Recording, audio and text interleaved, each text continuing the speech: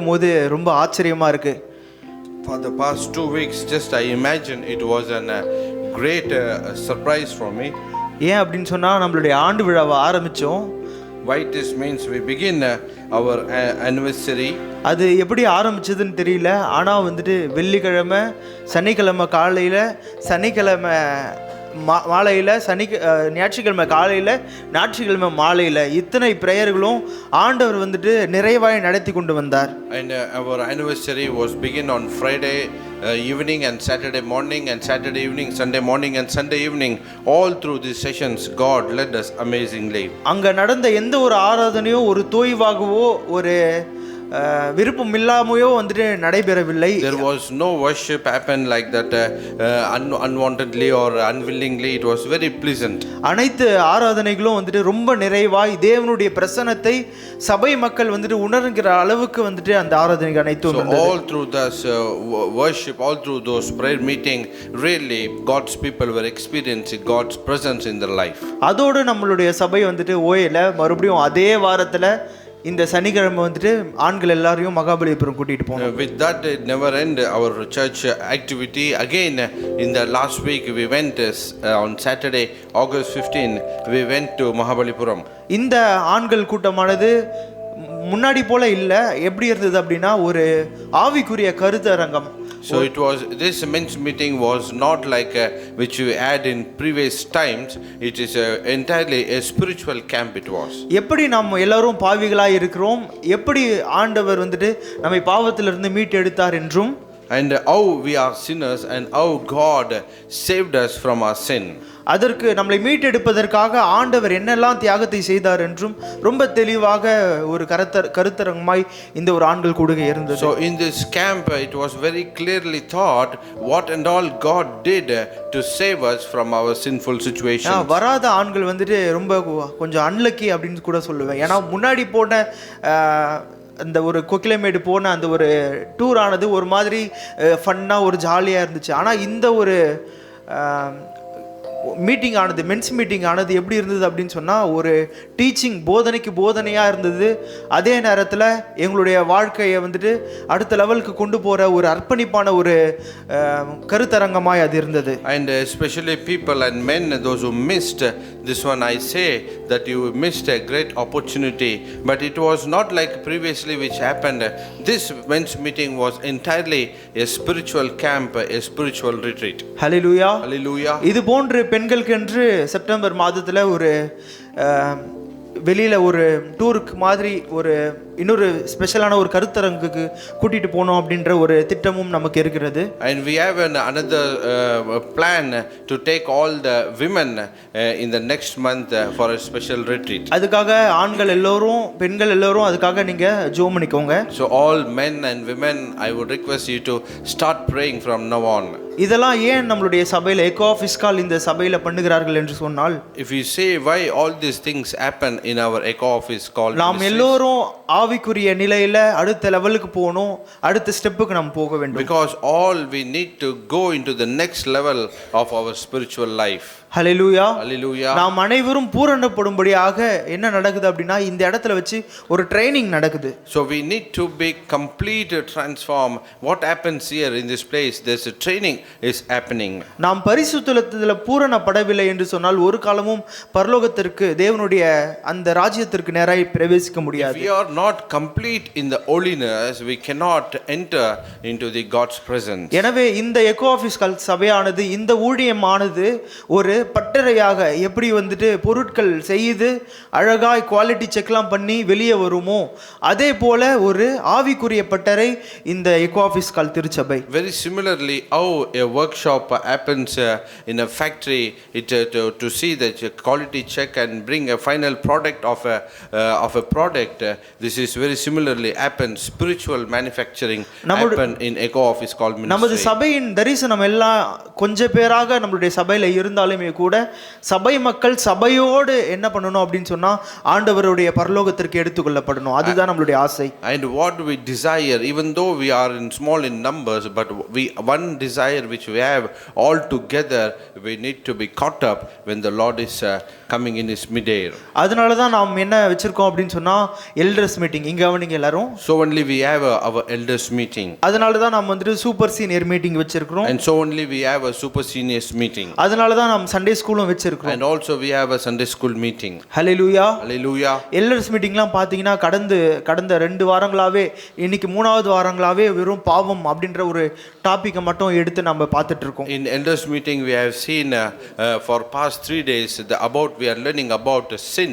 கிட்டத்தட்ட 45 நபர்களுக்கு மேலாக வந்து இந்த இடத்துல அந்த டிசைபிள்ஷிப் பயிற்சியை பெற்று கொண்டிருக்கிறார்கள். And today almost more than 45 members attended today in Elders for Christ meeting. அந்த பாவம் அப்படின்ற டாபிக் இன்னும் உறுதிப்படுத்தும் விதமாக நேற்றைய தினத்துல மென்ஸ் மீட்டிங்லயும் அதே பாவத்தை பற்றி தான் அந்த Samuel our பிரசங்கித்தார். So even yesterday in men's meeting same thing was taught about sin, and also same thing was taught in the Elders for Christ meeting as well. Hallelujah. Hallelujah. எனவே so நீங்க இந்த மாதிரியான elders meeting ஒருவேளை 35 வயது கீழே இருக்க நபர்கள் super சீனியரில் நீங்கள் கலந்து கொள்ளாமல் இருக்கிறீங்க அப்படின்னு சொன்னால் நீங்கள் நேரம் ஒதுக்கி ஜஸ்ட் ஒரு 40 மினிட்ஸ் தான் இருக்கும். அது வந்துட்டு சபை ஆராதனை மாதிரியோ பிரசங்கம் மாதிரியோ இருக்காது. உங்களை பேச வைத்து உங்களோடு கூட அந்த கலந்துரையாடல் பண்ணி சில காரியங்களை உங்களுக்கு கற்றுக் கொடுக்கிறோம். So I would request, if anybody is not part of that Elders for Christ meeting, I request you be a part of that one. It will not be like a church meeting, it will be a group discussion, a practical training will happen. நாங்கள் உங்களை வருந்தி அழைக்கிறோம். நீங்கள் நேரத்தை ஒதுக்கி, அதாவது சபை முடிந்த பிறகு அந்த 40 நிமிடம் நேரத்தை ஒதுக்கி நீங்கள் அட்டென்ட் பண்ணுங்க. முடிந்த பிறகு நல்ல ஒரு ஆகாரமும் இருக்கு, நீங்கள் சாப்பிட்டு பொறுமையாக வீட்டுக்கு போகலாம். And we request you, so you be here after the church service, and just it's for a 40 minutes program, and after that you have a wonderful lunch, you can have it and you can go home. Hallelujah. Hallelujah. என்ன எல்லாரும் சோகமா இருக்கிற மாதிரி தெரியுது. Hallelujah. Hallelujah. Hallelujah. Hallelujah. சரி, okay. நம்மளுடைய பிரெக்மன்ஸ் வந்துட்டு ஒரு பாட்டு ஒன்று எழுதியிருக்கிறாரு. என்ன அப்படின்னு சொன்னால், லீலி மலர் போல் மலர்ந்திருவேன், கேதுரு மரம் போல் படர்ந்திருவேன் அப்படின்னு சொல்லிட்டு, நம்ம எப்போதுமே எப்படி இருக்கணும் அப்படின்னு சொன்னால், நம்மளுடைய முகம் வந்துட்டு லீலி மலர் போல பிரகாசமாக வந்துட்டு சிரிப்போட நம்ம இருக்கணும். ஹல்லேலூயா. And our father Brockmans has written a song. It's talking about our face should blossom like the lily flower.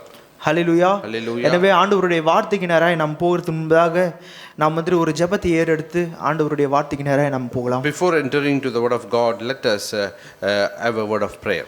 நல்ல ஆண்டவரே, நன்றியோடு ஸ்தோத்திரிக்கிறோம். Gracious God, we praise you. ஆண்டவரே, நீர் இரக்கம் நிறைந்த தேவனாய் இருக்கிறீர். You are a merciful God. ஆண்டவரே, நீர் இரக்கத்தில் ஐஸ்வர்யம் நிறைந்த தேவன். You are rich in love. நீர் கிருபை நிறைந்த தேவன் அப்பா. You are gracious God. ஆண்டவரே, இன்றளவும் எங்களோடு கூட அப்பா பேசிக் கொண்டிருப்பதற்காக நன்றி செலுத்துகிறோம். Until today you have been speaking to us. We thank you for that one. ஆண்டவரே, இன்றளவும் உம்முடைய வார்த்தையை அனுப்பி ஆண்டவரே எங்களை உருவாக்கி கொண்டிருப்பதற்காக நன்றி செலுத்துகிறோம். Till now, until this date, you are sending your word and you building our life. ஆண்டவரே, இந்த மாலை வேளையில கூட ஆண்டவரே உம்முடைய வார்த்தையை வேண்டி உம்முடைய வார்த்தையை கேட்பதற்காக நாங்கள் ஆவலுடன் காத்து கொண்டிருக்கிறோம் அப்பா. God, even in this evening we are here eagerly waiting to listen and to receive your word. ஆண்டவரே, உங்களுடைய வார்த்தையை அனுப்பி அப்பா ஆண்டவரே மரித்த எங்களுடைய இருதயத்தை, கல்லான எங்களுடைய இருதயத்தை சதியுள்ள இருதயமாய் மாற்றும்படியாக நாங்கள் கேட்கிறோம். God, in this evening we pray, send your word and change our stony heart into your fleshy heart, O God. ஆண்டவரே, நீங்க எங்க கூட பேசுங்க. நீங்க எங்க கூட பேசலனா யார் எங்க கூட பேசுவாங்க? God, you speak to us. If you are not speaking, then who will speak to us, O God? ஆண்டவரே, யார் எங்களுடைய காயங்களை கட்டுவா? யார் எங்களுடைய தவறுகளை சுட்டி காட்டுவா? God, who will pinpoint our mistakes and who will bind our wounds, O God? ஆண்டவரே, எங்களோடு நீர் பேசுவீராக. God, you speak to us. ஆண்டவரே, உம்முடைய சத்தமானது காதேஸ் வனாந்தத்தை அர்த்தர் பண்ணக்கூடியதா இருக்கிறது. God, your voice can shake the wilderness of Kadesh. இன்றைக்கு அந்த சத்தம் எங்களுடைய மனசுல பேசும்படியாய் நாங்கள் ஜெபிக்கிறோம். God, that same voice can be heard into our நீர் ஆளுகை செய்வீராக, வழி நடத்துவீராக. You take control over us and lead us, O Father. ஆண்டவரே, சுயத்திலிருந்து எந்த ஒரு வார்த்தையும் வெளிவராதபடிக்கு நீர் மாத்திரம் முழுக்க முழுக்க பேசும்படியாய் நாங்கள் ஜெபிக்கிறோம். God, we may not speak anything out of our selfishness, but you take control us and speak through us. இயேசுவின் மூலம் ஜெபிக்கிறோம் எங்கள் ஜீவன் நல்ல பிதாவே. In Jesus name we pray, Father. Amen. Amen. Hallelujah. Hallelujah. Hallelujah. Hallelujah. எடுத்தவர்கள் வாசிக்கலாம். YONO தீர்க்கதரிசியின் புஸ்தகம் 2வது அதிகாரத்தின் முதல் 2 வசனத்தை ஒருவர் எடுத்து வாசிங்கள். And you can open from the book of Jonah, chapter 2, verse 1 onwards. YONO தீர்க்கதரிசியின் புஸ்தகம் 2வது அதிகாரத்தின் 1-2 வசனங்கள். And book of Jonah. கர்த்தரை நோக்கி விண்ணப்பம் பண்ணி, என் நெருக்கத்திலே நான் கர்த்தரை நோக்கி கூப்பிட்டேன், அவர் எனக்கு உத்தரவு அருளினார். கூக்குரலிட்டேன், நீர் என் சத்தத்தை கேட்டீர். ஹல்லேலூயா. From the inside the fish, Jonah prayed to the Lord his God. He said, in my distress I called to the Lord, and he answered me. From deep in the realm of the dead I called for help, and you listened to my cry. Hallelujah, Hallelujah. Hallelujah. Hallelujah. வேதாகமத்திலே கீழ்ப்படியாதவன் அப்படின்னு சொன்னா முதல் ரேங்கிங்ல வைக்கக்கூடிய ஒரு நபர் யார் அப்படின்னா இந்த YONO. If you say there is a person in the Bible who can give a first rank in disobedience, means you can place Jonah in that place. கிறிஸ்தவர்களால் அன்போடு கீழ்ப்படியாதவன் அப்படின்ற பேர் பெற்ற இந்த யோனா ஒரு ஜெபத்தை ஏறெடுக்கிறான். Now among Christians, so called, he was called as a most disobedient. He prays a prayer here. எத்தனை பேருக்கு ஞாபகம் இருக்கு இதுக்கு முன்னாடி நம்ம ஒரு ஜெபத்தை குறித்து நம்ம பார்த்தோம்? And how many of you remember before this we heard about a prayer? அன்னாளின் ஜெபத்தை குறித்து நாம் பார்த்தோம். எத்தனை பேருக்கு நினைவில் இருக்கு? So how many of you remember we studied about Anna's prayer? Hallelujah. Hallelujah. அதே போன்று இங்க யோனாவும் ஒரு ஜெபத்தை ஏறெடுக்கிறான். Similarly, here also Jonah prays a prayer. இந்த ஜெபமும் பாத்தீங்கன்னா சற்று வித்தியாசமான ஒரு ஜெபம். Even this prayer is a slightly a different type of prayer. சற்று வினோதமான ஜெபம் என்று கூட நாம் சொல்லலாம். And you can say it is a very different prayer. Hallelujah. Hallelujah. அநேகர் நம்ம ஜெபிப்போம், அப்படிதானே? And many of us we will pray. எப்போ நம்மளுடைய உண்மையான ஒரு ஜெபம் எப்போ நம்மளோட உள்ளத்தில் ஆழத்திலிருந்து நாம் ஜெபிப்போம் என்று சொன்னால், So when that time will come in our life when we pray really from our heart. கஷ்டத்தின் மத்தியில நமக்கு ஒரு பிரச்சனைன்னு வரும்போது தான் நம்ம எப்படி ஜெபிப்போம் அப்படின்னா உண்மையான ஜெபமே வெளியில வரும். So when we are in distress, that time only the true prayer will come out. ஒரு நபர் இப்படியாக சாட்சி சொன்னார். So one person testified like this. நான் மழை பெய்யும் போது நான் கொடை பிடிச்சிட்டு நான் போயிட்டு இருந்தேன் பிளாட்ஃபார்ம் ஓரமா. So once I was walking on the platform with my umbrella when it was raining. அப்போ எதிர்பாராத விதமா நான் ஒரு குழி இருக்குதுன்னு தெரியாம தண்ணீர் நிரப்பப்பட்ட ஒரு குழியில நான் விழுந்துட்டேன். So unfortunately, unknowingly, there was a ditch where water filled. I fell in that one. அதுக்குள்ள விழுந்த பிறகு என்னுடைய தலை கீழே இருக்கு, என் கால் மேலே இருக்கு, என்னால் அசைய முடியவில்லை. After falling into that ditch, my head was down, my leg was on top, I could not shake. என்னால கத்தி ஹெல்ப்புக்கு கூட யாரையும் என்னால கூப்பிட முடியவில்லை. I could not move and I could not call anybody for help. அதுக்கப்புறம் அவர் காப்பாற்றப்பட்டார். அவர் சபையில சாட்சி சொல்லுகிறார், நான் அந்த பொசிஷன்ல தலைகீழால் நிற்கப்பட்ட ஒரு சூழ்நிலையில நான் பேச முடியாமல் ஹெல்ப் அப்படின்னு சொல்லிட்டு கத்த முடியாமல் அந்த நிலையில தான் என்னுடைய உண்மையான ஜெபமே வெளியில வந்தது. And he said, I was in that ditch upside down, I could not even cry for help, but I was saved. At that time only I prayed a real prayer. Hallelujah. Hallelujah. யோனாவுடைய சம்பவம் எல்லாருக்கும் உங்களுக்கு தெரிந்த ஒரு சம்பவம் தான். All of you know the incident of Jonah. அதே போல ஒரு சூழ்நிலையில இங்க இருக்கக்கூடிய யோனாவோ ஒரு ஜெபத்தை ஏறெடுக்கிறான். So in similar situation here Jonah also prays a prayer. இங்க எந்த சூழ்நிலையில இருக்கான் அப்படின்னா மீனின் வயிற்றுக்குள்ள இருக்கிறான். Here the situation is Jonah is in the belly of a fish. அது சண்டே ஸ்கூல்ல கதை சொல்ற ஒரு மீன் மாதிரி இல்ல.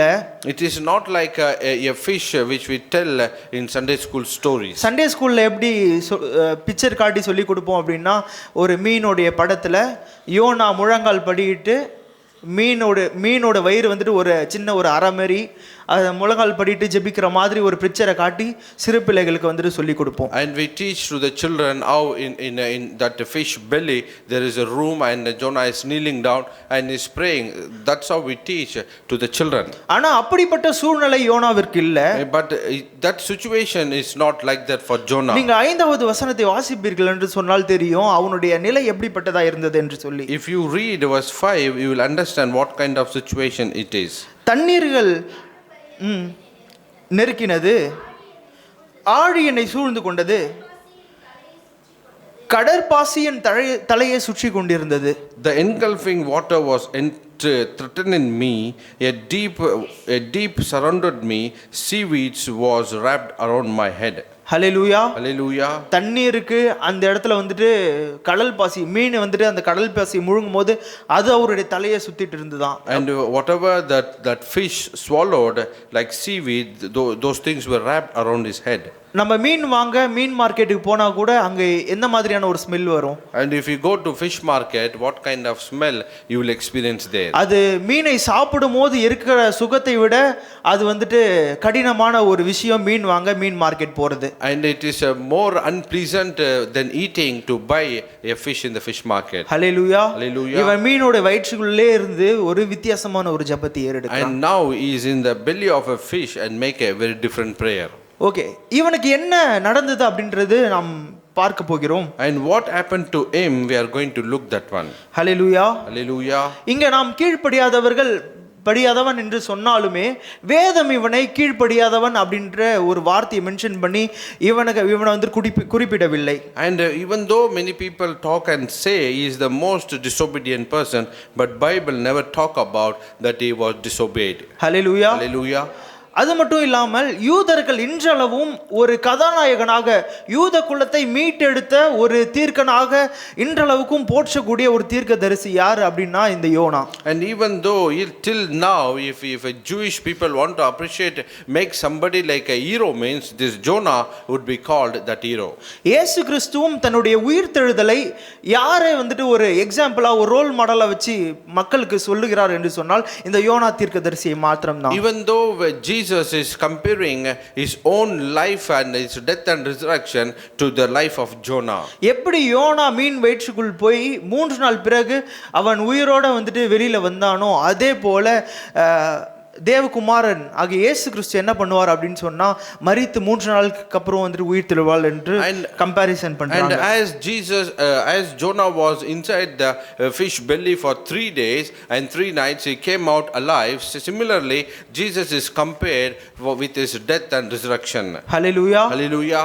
ஏன் இவனை வந்துட்டு இந்த யூதர்கள் இவ்வளவு போற்றுதலுக்குரிய ஒரு நபராய் பார்க்கிறார்கள் என்று சொன்னால், why these Jewish people are so much appreciating this Jonah? ஏன் இவன் ஆண்டவருடைய தீர்க்க தரிசனத்துக்கு விரோதமாகவும் தீர்க்க தரிசன அந்த வார்த்தைக்கு கீழ்ப்படியாமல் எதிர் திசைக்கு ஓடி போனான் அப்படின்ற காரணத்தை நாம் பார்க்கும் பொழுது, when we see why he was opposite to the call of God, why he was running away from the call of God. முதல் 2 வசனத்தை எடுத்து வாசியுங்கள். If you read first 2 verses, 1-2. யோனாவுக்கு கர்த்தருடைய வார்த்தை உண்டாகி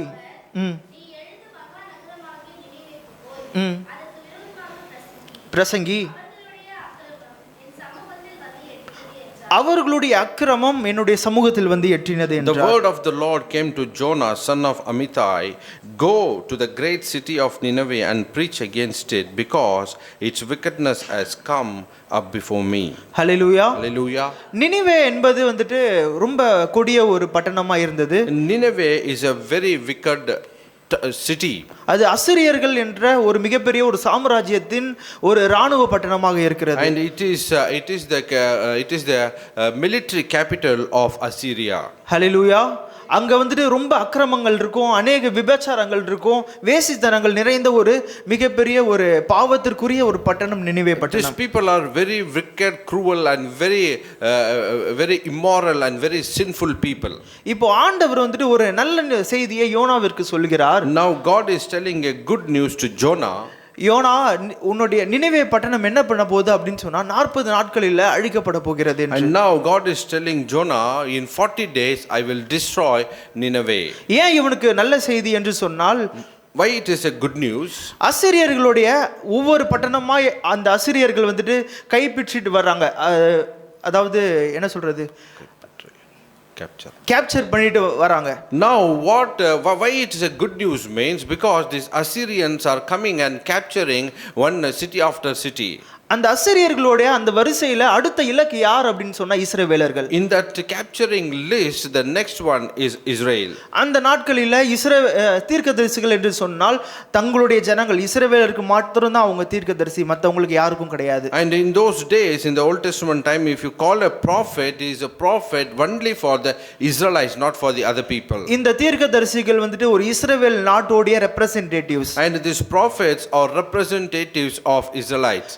அப்பத்தி இருக்கிற தீர்க்கதரிசி இந்த காலத்தில் இருக்க தீர்க்கதரிசி மாதிரி வார்த்தையை சொல்லிவிட்டு அடுத்த ஒரு வருஷத்துக்கு காணாம போகிற தீர்க்கதரிசிகள் அல்ல. And during those days, Old Testament times, prophets were not like today's prophets, as they say prophecy and disappear after 1 year. அவர்கள் தீர்க்க தரிசனம் உரைத்து அந்த தீர்க்க தரிசனம் கெட்டதா இருந்தால் மக்களோடு மக்களா இருந்து அந்த மக்களுக்கு நல்வழியை போதித்து மீள செய்கிற ஒரு சேவையை செய்தவர்கள். So if they prophesy, if it is a destruction, they will be with the people, among the people, and encourage and try to be and come out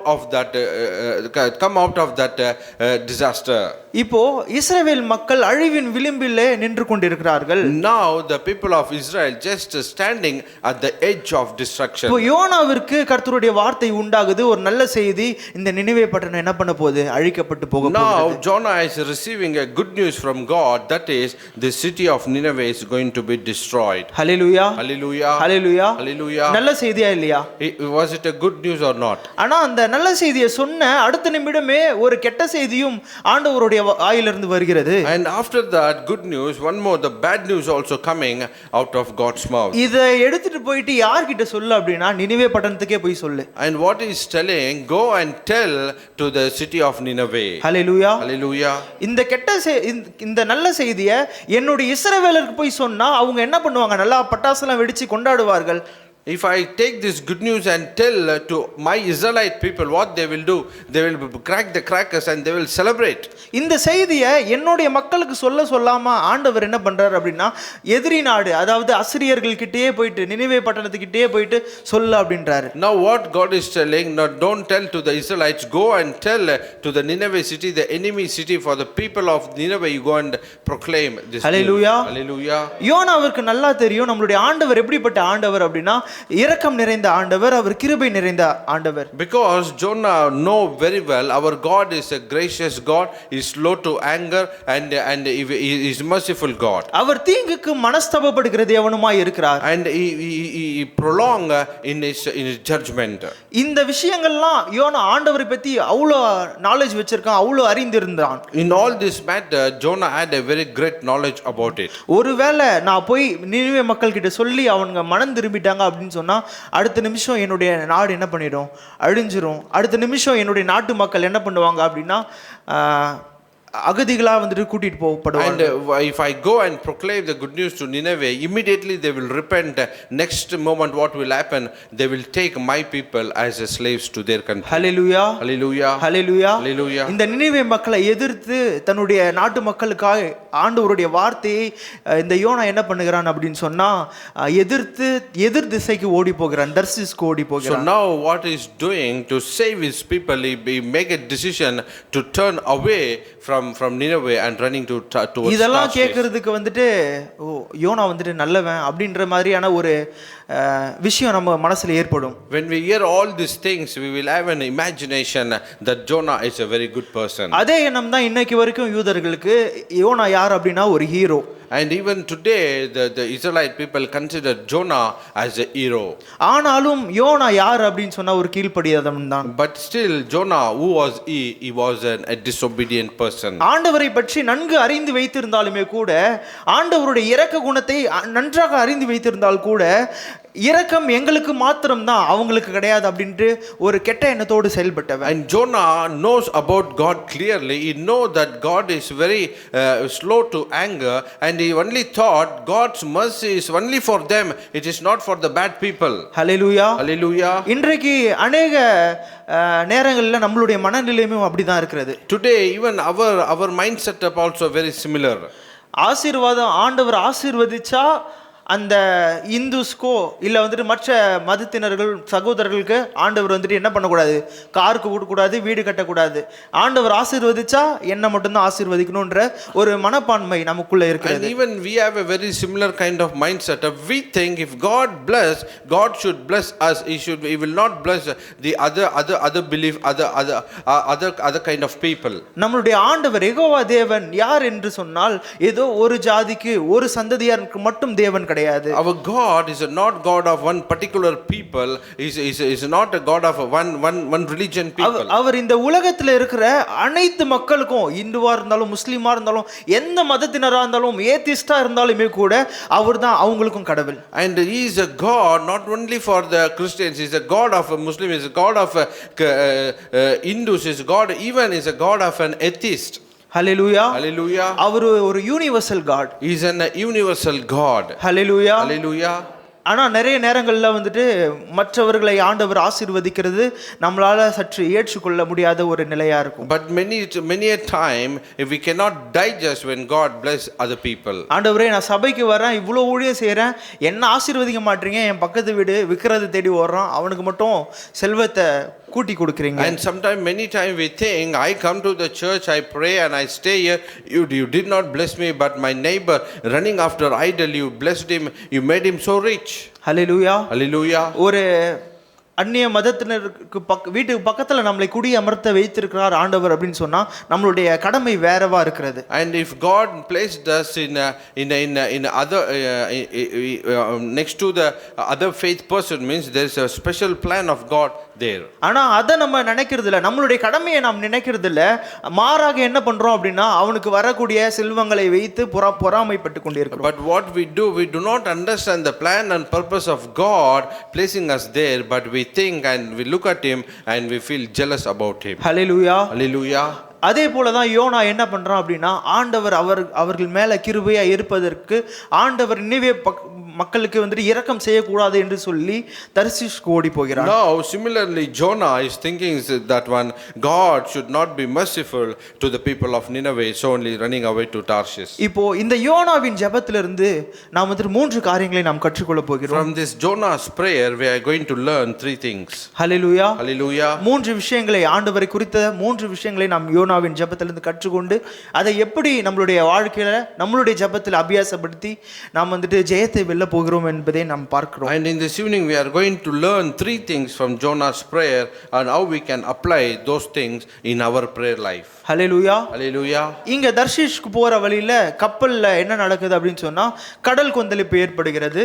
Now what happened on the way to Tarshish, there was a big shipwreck there a big storm upon the ship. அப்போ அந்த கப்பல் ஓட்டுகிற அந்த மாலுமி வந்துட்டு என்னப்பா இவ்வளோ கடல் கொந்தளிக்குது, நீ என்ன சமாதானமாக தூங்கிட்டு இருக்க அப்படின்னு சொல்லிட்டு கப்பலின் அடித்தட்டில இருந்து யோனாவை என்ன பண்றான் அப்படின்னா எழுப்புறான். And when there was a big storm against the ship, the sailor went down to see Jonah and waked him. How you can sleep? There's a violent storm is against our ship. யோனாவுக்கு தெரியுது என்ன அப்படின்னு சொன்னா இது நம்மளால தான் ஆண்டவர் வந்துட்டு கடல் சீற்றத்தை கொண்டு வருகிறார். And Jonah clearly understood it is only because of me God is bringing this storm against the ship. Hallelujah. Hallelujah. சில பிரசங்கங்களை நான் கேட்டிருக்கிறேன். என்ன அப்படின்னு சொன்னா யோனா வந்துட்டு நினைவே மக்களை பார்த்து பயந்து விட்டான், அதனால தான் வந்துட்டு உயிர் பயத்திற்காக தப்பித்து ஓடுகிறான் என்று சொல்லிடுவார்கள். And many a time I heard messages people are telling that Jonah got afraid of Nineveh people, so only he is running for his life to Tarshish. அவன் உயிருக்கு பயந்தவன் அல்ல. But he is not afraid of his life. அவன் ஒருவேளை உயிருக்கு பயந்தவனா இருந்திருந்தா அவன் கடல்ல போடுறதுக்கு சம்மதித்திருக்க மாட்டான். And if he would have afraid of his life, he would have not told the people to throw him in the sea. அப்போ இந்த இடத்துல யோனாவுடைய மைண்ட் செட் என்ன அப்படின்னு சொன்னா நான் செத்தாலும் சாவனே தவிர கர்த்தருடைய வார்த்தையை எடுத்துட்டு போயிட்டு என் எதிரி நாட்டுக்கு சொல்ல மாட்டேன். And he made a decision, even though I will die, but I will not take the word of God to my enemy country. Hallelujah. Hallelujah. Hallelujah. Hallelujah. இப்போ ஆண்டவர் ஒரு மீனை ஆயத்தப்படுத்தி அந்த மீனுக்கு கட்டளை கொடுத்து யோனாவை விழுங்க வைக்கிறார். Now God prepared a fish and ordered that fish to swallow Jonah. இங்க தான் வந்துட்டு யோனா தன்னுடைய முதல் ஜெபத்தை இந்த யோனா தீர்க்கதரிசன புஸ்தகத்தின் முதல் ஜெபத்தை ஏறெடுக்கிறான். Now Jonah pray the first prayer from the book of Jonah. அந்த மீனின் வயிற்றில் இருந்து யோனா தன் தேவனாகிய கர்த்தரை நோக்கி விண்ணப்பம் பண்ணி, From inside the fish Jonah prayed to the Lord his God. Hallelujah. Hallelujah. நான் மீனின் வயிற்று நான் நெருக்கத்திலே நான் கர்த்தரை நோக்கி கூப்பிட்டேன், அவர் எனக்கு உத்தரவு அருளினார். In my distress I called to the Lord and he answered me. அந்த மீன் வயிறு அவனுக்கு எப்படி இருக்கு அப்படின்னு சொன்னா அடுத்த பகுதியில் பாருங்க, நான் பாதாளத்தின் வயிற்றில் இருந்து கூக்குரலிட்டேன், நீர் என் சத்தத்தை கேட்டீர். How was inside the fish of that the belly of that fish?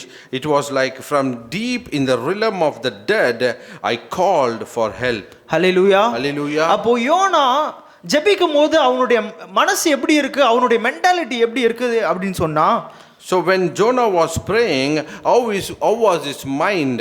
How was his thinking?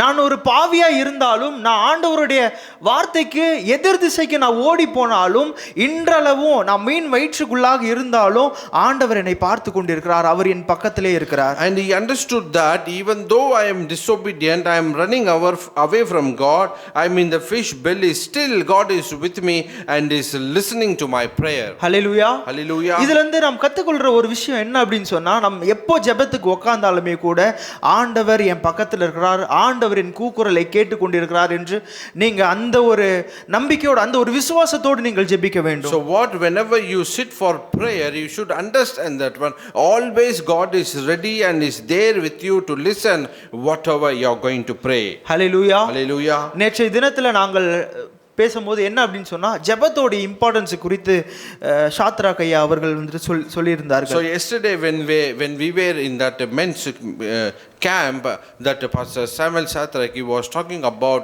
the importance of prayer. அப்போ என்ன சூழ்நிலை நமக்கு வந்தாலுமே கூட என்ன அப்படின்னு சொன்னா, ஆண்டவர் என்னுடைய ஜெபத்தை கேட்கிறவரா இருக்கிறார், என்னுடைய கூக்குரலை கேட்கிறவரா இருக்கிறார், என் அருகாமையிலே ஆண்டவர் இருக்கிறார் என்ற மனநிலையோடு நாம் ஜெபிக்க வேண்டும். And what we understood, what we discussed there was, in whatever the situation might be, God is with me, God is listening and God is answering my prayer.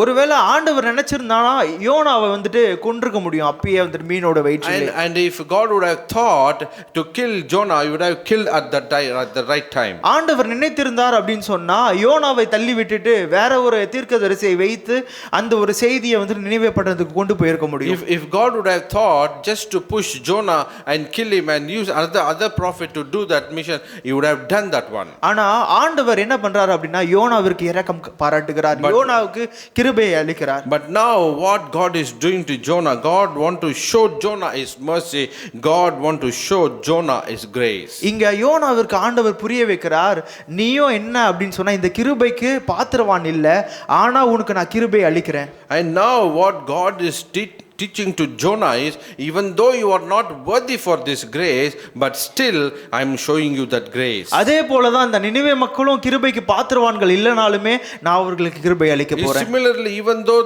the city of Nineveh is not worthy of my mercy, but still I show my mercy to them. Hallelujah. Hallelujah. Hallelujah. Hallelujah. அவன் கீழ்ப்படியாத போதிலும் அவர் ஆண்டவர் எப்படி நினைக்கிறார் அப்படின்னா, நான் கீழ்ப்படியலனாலும் நான் பாவியா இருந்தனாலும் ஆண்டவர் என் ஜெபத்தை கேட்டுக்கொண்டிருக்கிறார். And he says that even though I am disobedient, even though I am a sinner, God is still listening to my prayer. எத்தனை பேர் வந்துட்டு நான் டெய்லி வந்துட்டு ஆண்டவருக்கென்று ஒரு மணி நேரம் நான் செலவிடுவேன் என்று சொல்கிறீர்கள்? And how many of you committed your life that I will spend at least 1 hour in the presence of God? நான் கை தூக்கி காட்டுங்க அப்படிலாம் நான் சொல்ல போறது கிடையாது. I'm not going to say you to raise up your hands. ஒருவேளை இந்நாள் வரைக்கும் வந்து நான் வந்துட்டு ஆண்டவர் கூட ஜெபத்துல நான் இல்ல, ஆண்டவர்கிட்ட நான் விண்ணப்பம் பண்ணாத ஒரு நபரா இருக்கிறேன் என்று சொன்னால், நீங்கள் மறுநாள்ல இருந்து இன்னையிலிருந்து நீங்க வந்துட்டு ஆண்டவரோட நீங்க ஜெபம் பண்ணுகிற ஒரு நபராய் மாற வேண்டும். But if you say I'm not praying in the presence of God, but today I want to tell you,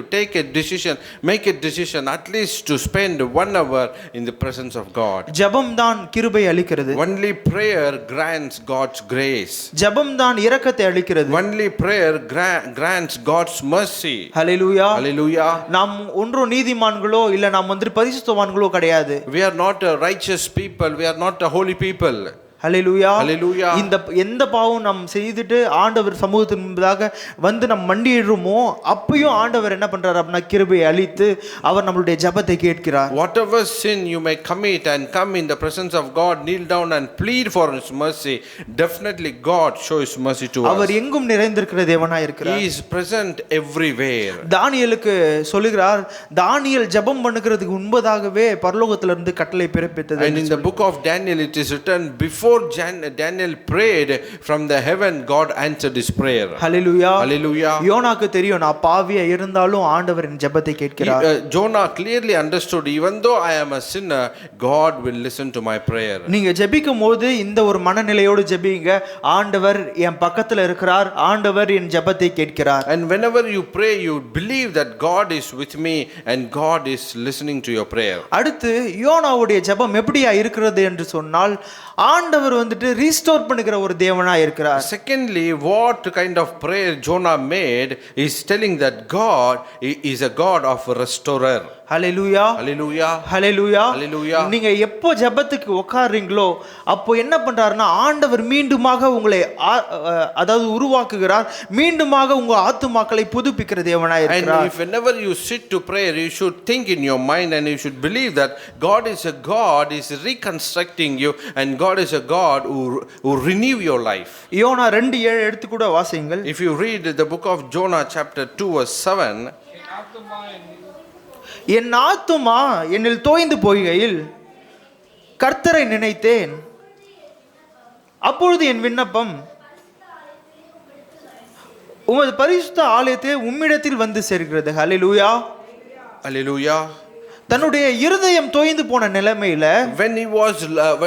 when his life was ebbing away, தன்னுடைய ஆத்துமா புதிய நிலையிலிருந்து மீண்டுமாக பழுதுபட்டு போற நிலைமையில கூட now his life is moving away from the new place, new thing to the old thing.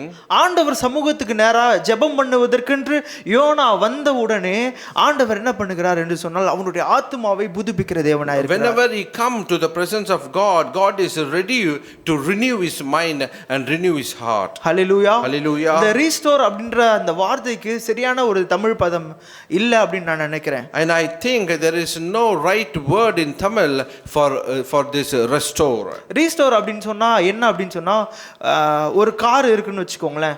If you say explain what you really mean by restoration, means you think there is a car.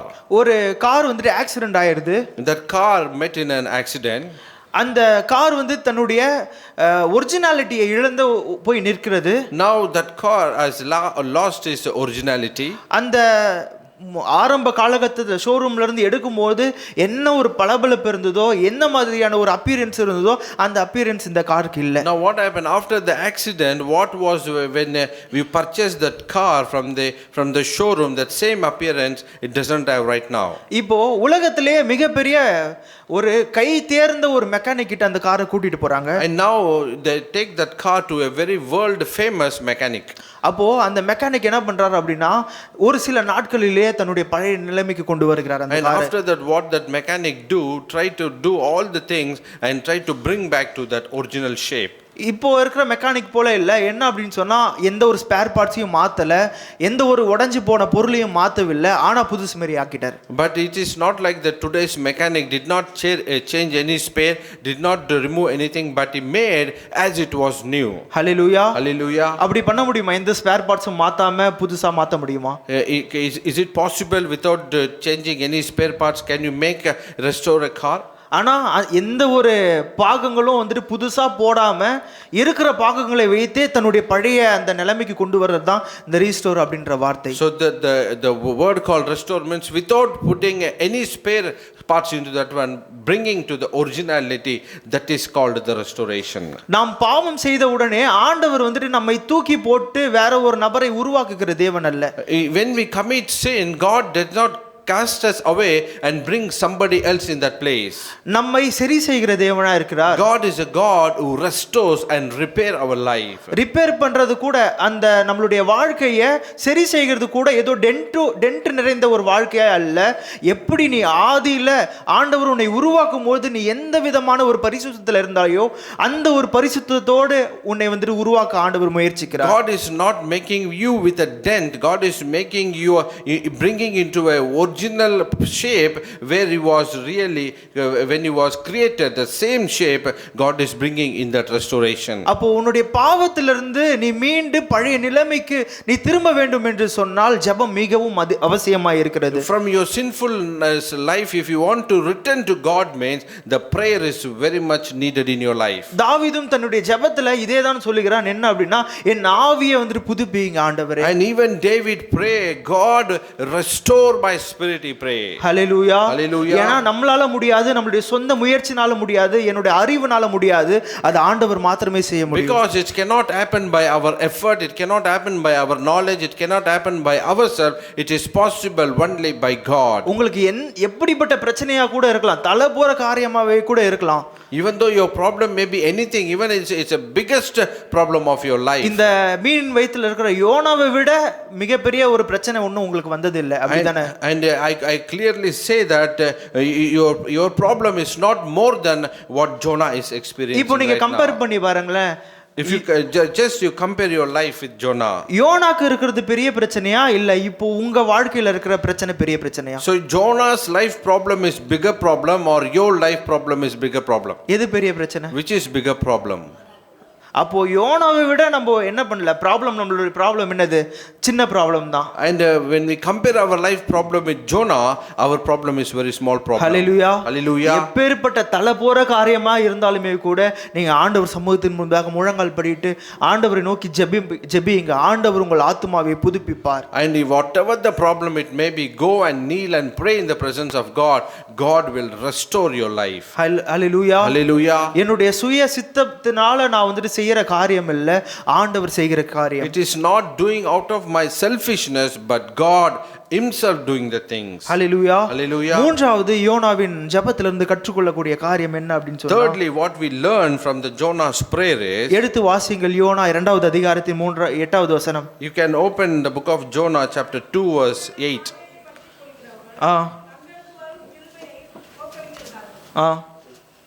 பொய்யான மாயையை பற்றி கொள்கிறவர்கள் தங்களுக்கு வரும் கிருபையை போக்கடிக்கிறார்கள். Those who cling to worthless idol turn away from God's love for them. 9வது வசனத்தையும் கூட வாசியுங்கள். நானோவெனில் துதியின் சத்தத்தோடே பலியிடுவேன், நான் பொன்னின பொருத்தனையை செலுத்துவேன், ரட்சிப்பு கர்த்தருடையது என்றார். But I with shouts of grateful praise will sacrifice to you. What I have owed I will make good. I will say salvation comes from the Lord. யோனா ஜெபிக்கும் போது இன்னும் அவன் மீனின் வயிற்றிலிருந்து விடுதலை பெறவில்லை, இன்னும் மீனின் வயிற்றிலிருந்து வெளியே வரல. அவன் வந்துட்டு அடுத்த நிமிஷம் வந்துட்டு உயிரோட இருப்பனா இல்லையா கூட யோனாவுக்கு தெரியாது. Now Jonah doesn't even know, he still will not come out of that fish belly. He still even doesn't know that next moment whether he will be alive or not. ஆனா யோனா தெரிந்து வைத்திருந்தான், நான் ஏதோ மீனுடைய வயித்துல நான் வந்துட்டு punch பண்ணி நான் வெளியில வருவேன் அப்படின்னு நினைக்கல. And Jonah also not thinking that I will punch from the fish belly I will come out.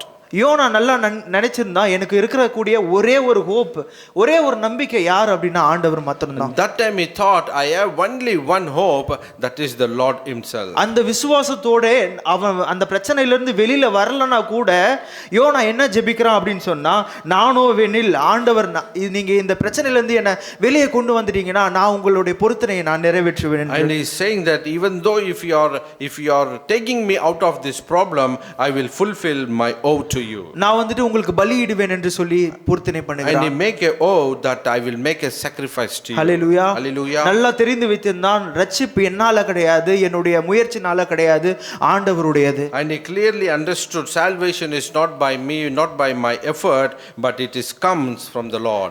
நீங்க ஜெபிக்கும் போது உங்களுடைய ஒரே ஹோப் யாரா இருக்கணும் அப்படின்னு சொன்னா, என்னுடைய சொந்தக்காரன் வந்துட்டு கடன் தருவான், என் சொந்தக்காரன் வந்துட்டு எனக்கு உதவி செய்வான், என்னுடைய அண்ணன் வந்துட்டு எனக்கு இந்த பிரச்சனையில இருந்து என்ன விடுதலை ஆக்குவான் அப்படின்றது கிடையாது. So whenever you are get into a problem issue, when you pray, and you should not think my brother will come and help me, my neighbor will come and help me, my other person will come and help me.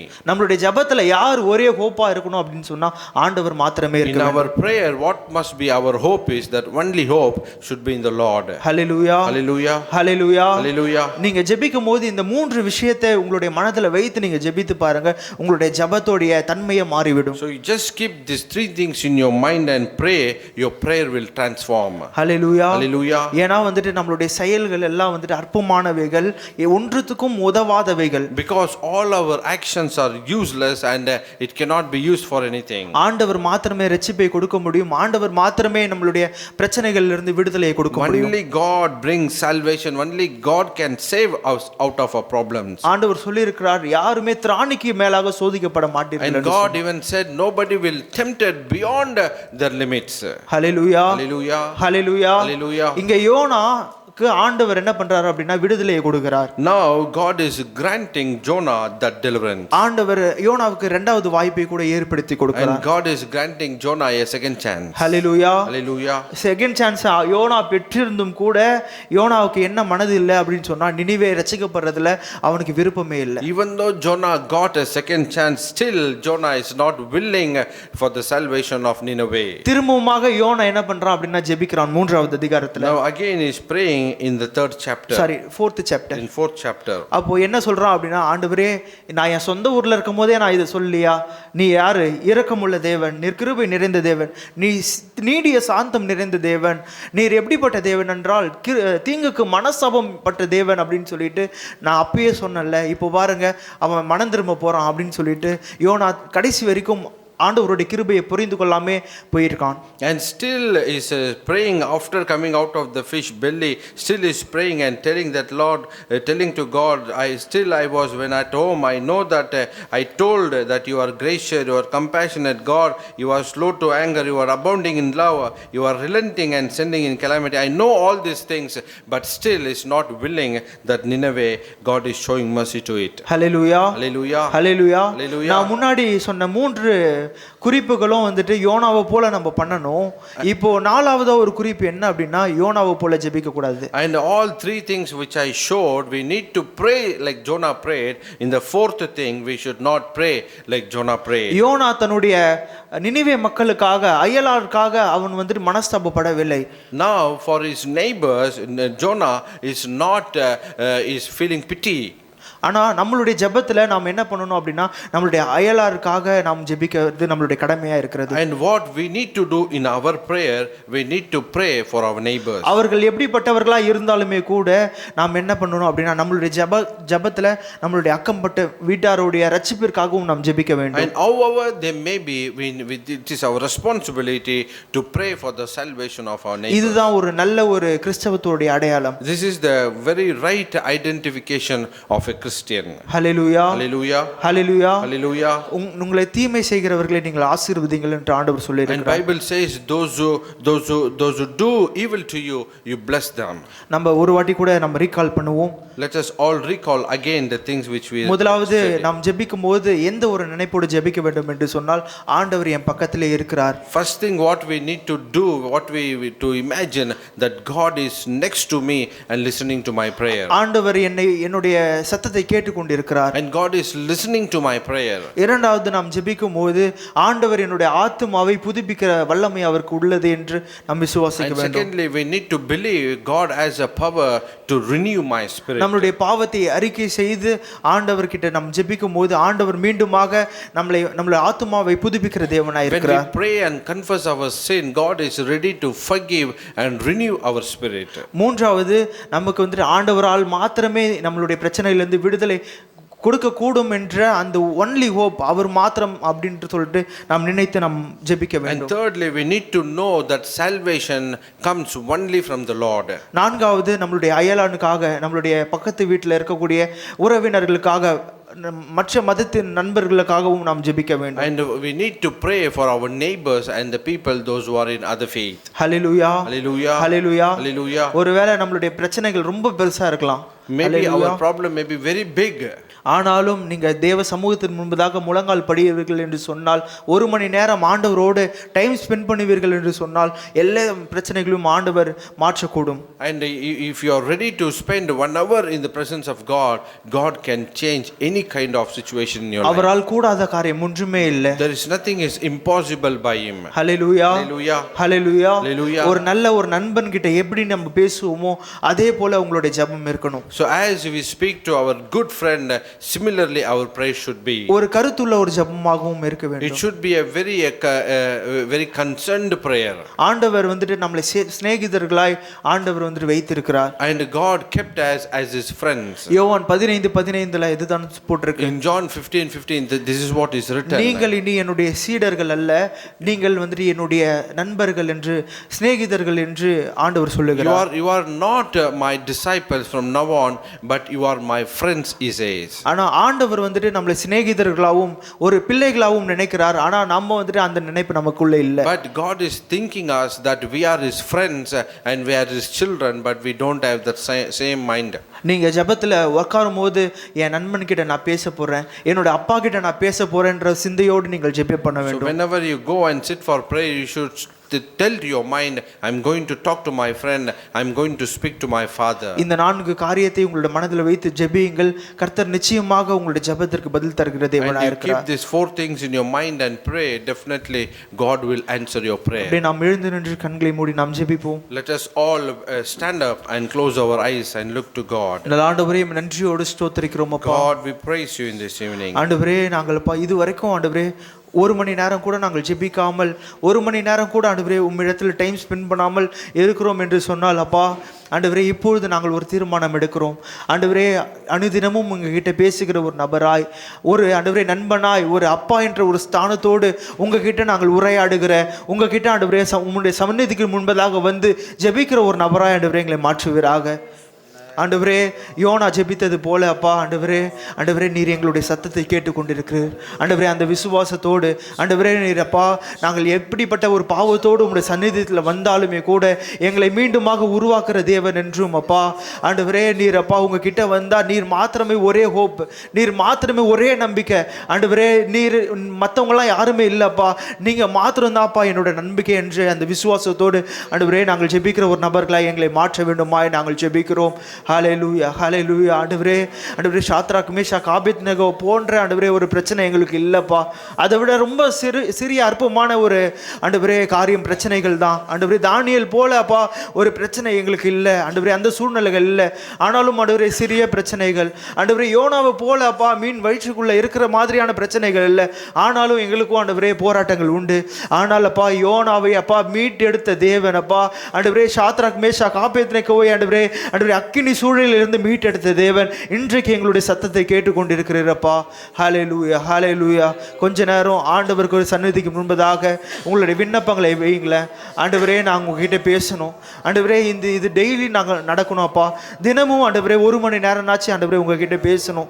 எங்களுடைய ஜெப வாழ்க்கை மாறணும் ஆண்டவரே, எங்களுடைய ஆவிக்குரிய வாழ்க்கையோட ஆண்டவரே அந்த ஒரு தோற்றம் மாறணும் அப்பா. ஆண்டவரே இனி நாங்கள் அப்பா வீண் வார்த்தையினால் ஆண்டவரே அளப்பாதபடிக்கு கருத்தான ஒரு ஜெபத்தினால் ஆண்டவரே ஆண்டவர்கிட்ட நாங்கள் பேச நீர் கிருபை பாராட்ட வேண்டுமாய் நாங்கள் ஜெபிக்கிறோம். ஹல்லேலூயா. ஆண்டவரே நாங்கள் அயல் வீட்டாருக்காக ஆண்டவரே ரட்சிக்கப்படாத மக்களுக்காக ஆண்டவரே ஜெபிக்கிற ஒரு நபராக இருக்க வேண்டும். அவர்களுடைய உயர்வை பார்த்து போராமைப்படுகிறவர்களாய் அல்ல ஆண்டவரே அப்பா, அவர்கள் உயர்வை பார்த்து சந்தோஷப்பட்டு அவர்களுடைய ரட்சிப்பிற்காக நாங்கள் ஜெபிக்கிற ஒரு நபராய் ஆண்டவர் கர்த்தரே ஆண்டவரே இந்த நாளில் எங்களை மாற்ற வேண்டுமாய் நாங்கள் ஜெபிக்கிறோம். ஹல்லேலூயா. ஆண்டவரே உங்களுடைய சந்நிதிக்கு முன்பதாக வந்த ஒரு பேர் அமைதி ஆண்டவரே உங்ககிட்ட நாங்கள் பேசும்போது ஒரு தெய்வீக சமாதானம். ஆண்டவரே, இந்த சமாதானத்தை நாங்களும் உணர்ந்து கொள்ளணும் அப்பா. ஆண்டவரே, அநேக அப்பா மூத்த ஊழியக்காரர்கள் சொல்லியிருக்காங்க அப்பா, தேவன் சமூகத்தில் வரும்போது எனக்கு அளவு கடந்த ஒரு சமாதானம், அளவு கடந்த ஒரு நிம்மதி, பிரச்சனை தீரலனாலும் அந்த ஒரு மன அமைதி, தப்பித்துக் கொள்வதற்கான வழி கிடைக்கிறது அப்படின்ட்டு அநேகரோட சாட்சிகளை கேட்டுருக்கோம்ப்பா. ஆண்டவரே, இனிமே ஆண்டவரே பிறரோட சாட்சிகளை கேட்டு மாத்திரமில்லை, அதை நான் எங்களுடைய சொந்த அனுபவத்தில் நாங்கள் உணரணும், சொந்த ஜபத்தில் நாங்கள் உணரணும்ப்பா, சொந்த வாழ்க்கையில் அப்படிப்பட்டதான ஒரு ஜபத்தை நாங்கள் உணரணும்ப்பா. ஆண்டவரே, எங்களை நாங்கள் ஒப்பு கொடுக்கிறோம். ஆண்டவரே, உங்ககிட்ட பேசுகிற ஒரு நபராய் ஹல்லேலூயா இன்றளவுக்கு ஆண்டவருடைய செவிகள் திறந்தவைகளாக இருக்கிறது. ஆண்டவர் உங்களுடைய பேச்சை, உங்களுடைய ஜபத்தை இன்றளவும் கேட்டுக்கொண்டிருக்கிறார். ஆண்டவருடைய சமூகத்துக்கு நேராக உங்களுடைய பிரச்சனைகளை, கவலைகளை வைத்திருங்க, அவர் பார்த்துப்பார். ஹல்லேலூயா ஹல்லேலூயா. ஆண்டவரே, நீர் மாத்திரம் ஒரே கதி அப்பா. ஆண்டவரே, நீர் மாத்திரம், உண்மை அன்றி அப்பா ஆண்டவரே எங்களுக்கு வேற கதி எதுவுமே இல்லை, வேற வழி இல்லைப்பா. நீர் மாத்திரம் ஒன்லி ஹோப். ஆண்டவரே, உண்மை சந்தினி முன்பதாக நாங்கள் வந்திருக்கிறோம் அப்பா. ஹல்லேலூயா ஹல்லேலூயா ஹல்லேலூயா ஹல்லேலூயா.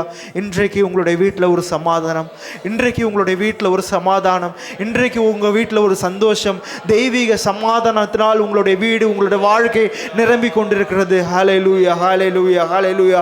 அதே விசுவாசத்தோடு ஹல்லேலூயா ஹல்லேலூயா ஹல்லேலூயா ஹல்லேலூயா. புகழ்கின்றேன் பாட்டு பாடி புயல் என்று ஓய்ந்தது, புது ராகம் பிறந்தது. புகழ்கின்றேன் பாட்டு பாடி புயல் என்று ஓய்ந்தது, புது ராகம் பிறந்தது. ஆண்டவருக்கு நன்றி சொல்லுவோமா? நன்றி அப்பா நல்லவரே, என்றும் என்றும் வல்லவரே.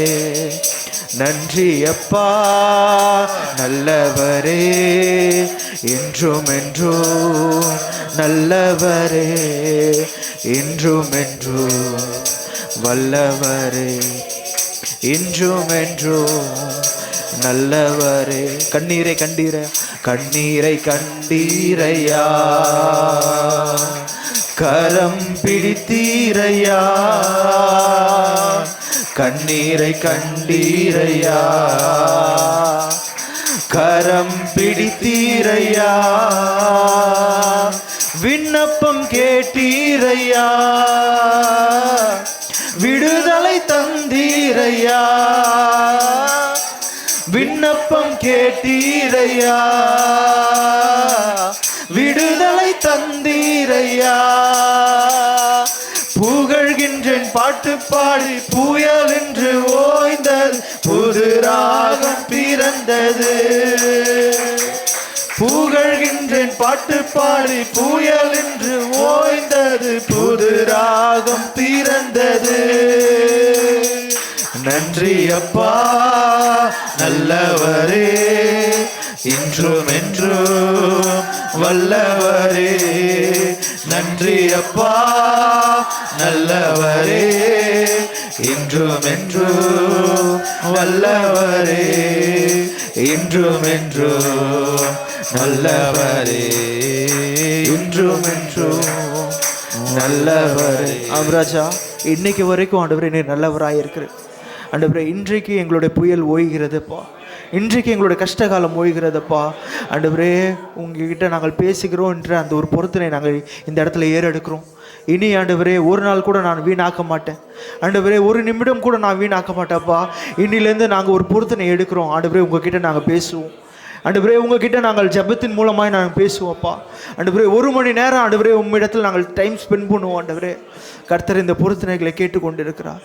இதை நீங்கள் நிச்சயம் செய்வீர்கள் என்று சொன்னால் ஆண்டவர் உங்களுடைய வாழ்க்கையில் ஒரு சமாதானத்தை தருகிற தேவனாக இருக்கிறார், தெய்வீக விடுதலை தருகிற தேவனாக இருக்கிறார். நன்றி அப்பா, நன்றி அப்பா.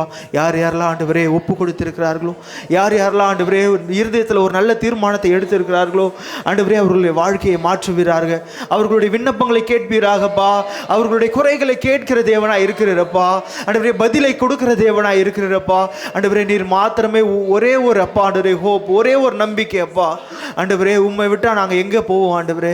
ஆண்டவரே, உம்மை விட்டு ஆண்டவரே நாங்கள் யாருடைய முகத்தை நாங்கள் நோக்குவோம் அப்பா. ஹல்லேலூயா. எங்களுடைய வாழ்க்கையில் பெரிய காரியங்களை செய்வீராக. எல்லா கஷ்ட காலம் இன்றே முடிந்து போக அளவுக்கு அப்பா அந்த ஒரு விசுவாசத்தோடு நாங்கள் ஜெபிக்கிறோம் அப்பா. நீர் பார்த்து கொள்வீராக அப்பா. யார் யாரெல்லாம் ஆண்டவரே ஜெபிக்கிறார்களோ ஆண்டவரே கர்த்தரப்பா அவர்கள் மத்தியில் ஆண்டவரே இறங்குவீராக. ஆண்டவரே அவர்கள் வாழ்க்கையில் நீர் கிரியை செய்வீராக. நீர் அவர்களுடைய வாழ்க்கையில் உலாவ வேண்டுமாய் நாங்கள் ஜெபிக்கிறோம் அப்பா. ஆண்டவரே நீர் மாத்திரம் உயர்ந்திருப்பீராக. எங்களுடைய சித்தத்தினால அல்லப்பா, உங்களுடைய சித்தம் மாத்திரம் எங்களுடைய வாழ்க்கையில் அப்பா பூரணமாய் நிறைவேற நாங்கள் ஜெபிக்கிறோம். நீர் ஆளுகை செய்யுங்க, வழி நடத்துங்க. இயேசுவின் மூலம் ஜெபிக்கிறோம் எங்கள் ஜீவன் நல்ல பிதாவே. ஆமென், ஆமென். எல்லோரும் சேர்ந்து சொல்லுவோம். என் ஆத்துமாவே கர்த்தரை ஸ்தோத்திரி, என் முழு உள்ளமே பரிசுத்த நாமத்தை ஸ்தோத்திரி. என் ஆத்துமாவே கர்த்தரை ஸ்தோத்திரி. அவர் செய்த சகல உபகாரங்களையும் மறவாதே. அவர் அக்கிரமங்களெல்லாம் மன்னித்து நோய்கள் எல்லாம் குணமாக்கி உன் பிராணனை அழிவுக்கு விலக்கி மீட்டு கிருபையினாலும் இரக்கத்தினாலும் முடிசூட்டி நன்மையினால் வாயை திருப்தியாக்குகிறார். கழுகுக்கு சமானமாய் உன் வயது திரும்ப வாழ வயது போல ஆகிறது. ஆமென். நம்முடைய கர்த்தராகிய இயேசு கிறிஸ்துவினுடைய கிருபையும் பிதாவாகிய தேவனுடைய அன்பும் பரிசுத்த ஆவியானவருடைய மனோகர ஐக்கியமும் உங்கள் அனைவரோடும் உங்கள் குடும்பங்களோடும் இன்றும் என்றும் சதா காலங்களிலும் இருப்பதாக. ஆமென். ஓ தேவனுக்கு மகிமை, தூக்கி எடுத்தார் என்னை, தூக்கி எடுத்தார் இயேசு. தாம் கரத்தை நீட்டி ரட்சித்தாரே. ஓ தேவனுக்கு மகிமை. நான் இயேசுவை நேசிக்கிறேன், மேலும் நேசிக்கிறேன். அக்கரையில் நான் இன்று அவரை என்று வாழ்த்துவேன். அக்கரையில் நான் இன்று அவரை என்று வாழ்த்துவேன். Oh, glory to God, He has lifted me up, He has lifted me up, I know. He reached out His hand and He lifted me up, and that's why I love Him so. I love Him more and more, I love Him more and more.